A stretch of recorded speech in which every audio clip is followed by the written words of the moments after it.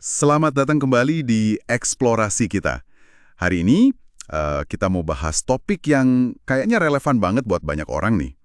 Iya, soal gimana caranya ngelola pikiran negatif yang, sering banget ya ganggu gitu. Betul sekali. Sumber kita kali ini dari Jay Shetty ya, khususnya soal diskusi dia tentang menguasai pikiran dan negativitas.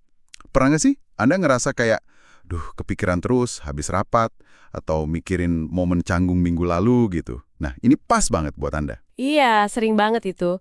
Misi kita hari ini ya itu, kita bedah 7 langkah praktis yang dibagikan sama Shetty. Biar Anda nggak lagi dikendalikan pikiran itu. Justru sebaliknya, Anda yang pegang kendali. Gitu kan intinya? Nah, itu dia. Oke, kita mulai ya. Langkah pertama, ini penting banget. Kenali dan akui pikiran Anda. Maksudnya, sadar kalau Anda itu bukan pikiran Anda. Pikiran negatif ya kayak awan aja, lewat gitu. Betul. Atau kayak pop-up ads di komputer. Ganggu sih, tapi ya bukan Anda, nggak permanen juga. Kesadaran itu kuncinya. Coba deh kasih label. Misal, oke, saya lagi punya pikiran negatif soal kerjaan nih. Oh, jadi dilabelin gitu ya? Iya, cuma dengan dinamain gitu aja, kekuatannya udah mulai berkurang loh. Jadi lebih objektif, coba deh perhatiin polanya. Biasanya muncul kapan sih pikiran kayak gitu? Oke. Dicatat dulu polanya. Nah, setelah kita kenali, terus kita akui, langkah kedua apa nih?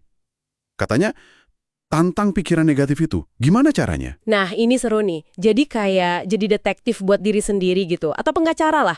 Pas lagi ada waktu, coba tanya ke diri sendiri. Pikiran ini beneran fakta atau cuma ketakutan aja? Dipertanyakan gitu ya validitasnya. Iya, kumpulin bukti yang nyangkal pikiran itu. Jangan diterima gitu aja. Ini mirip banget sama prinsip dasar CBT, terapi kognitif perilaku. Kita periksa pikiran otomatis kita, tuntut bukti. Oke, jadi diuji dulu ya. Masuk akal. Terus, langkah ketiga, bingkai ulang, reframe. Ini gimana nih maksudnya? Ngubah sudut pandang gitu? Persis, kayak kata Wayne Dyer itu, kalau kita ubah cara kita lihat sesuatu, sesuatu yang kita lihat itu berubah. Pengalaman sama, rasanya bisa beda banget tergantung kita kasih bingkai apa. Contohnya gimana tuh biar kebayang? Misalnya, tadi disebut soal macet ya. Kesel Iya. kan biasanya? Banget. Nah, daripada fokus ke keselnya, coba bingkai ulang. Mungkin, oke macet, tapi untungnya saya selamat sampai tujuan. Atau, wah jadi ada waktu lebih nih buat dengerin pembahasan ini. Hahaha. Bisa aja. Jadi dilatih senaja gitu ya. Mungkin ditulis gitu. Bisa banget. Latih aja. Mungkin tiap hari tulis satu kejadian yang rasanya negatif, terus coba lihat dari sisi netral atau positif. Awalnya mungkin agak maksa, tapi lama-lama jadi kebiasaan kok. Oke, menarik. Jadi, kenali, tantang, bingkai ulang. Langkah keempat, latih mindfulness dan meditasi. Ini kayaknya udah sering dengar ya kita. Intinya apa nih di sini? Intinya sih melatih kesadaran kita di momen sekarang ini ya, tanpa ngejudge, tanpa menghakimi. Nafas biasanya jadi jangkar paling gampang. Gak usah lama-lama kok, latihan singkat aja, tapi konsisten. Udah banyak bukti ini bisa ngurangin cemas. Kayak kita lagi beresin meja yang berantakan, jadi ada ruang buat pikiran jernih. Jadi biar nggak tabrakan sama pikiran negatif ya. Kalau pikiran lagi ngebut kan gampang keserempet tuh. Nah, bener banget. Mindfulness ini bantu kita ngerem sedikit, kasih jeda. Biar bisa manuver dengan lebih tenang. Coba aja deh tiap jam berhenti sebentar, tarik napas 1 menit. Simple kan? Simple tapi kayaknya butuh niat kuat ya. Oke, lanjut langkah kelima dan keenam ini katanya berkaitan. Terlibat dalam aktivitas menyenangkan sama menjaga tubuh Anda. Iya, ini satu paket sebenarnya. Kenapa tuh? Melakukan hal yang kita suka itu kan kayaknya mewah gitu ya kadang-kadang. Justru itu bukan pemanjaan diri, tapi perawatan penting buat mental. Harus dijadwalin malah. Nggak harus yang heboh, hal kecil yang bikin seneng aja udah ngebantu banget. Terus hubungannya sama jaga badan? Ya karena badan sama pikiran itu nyambung banget.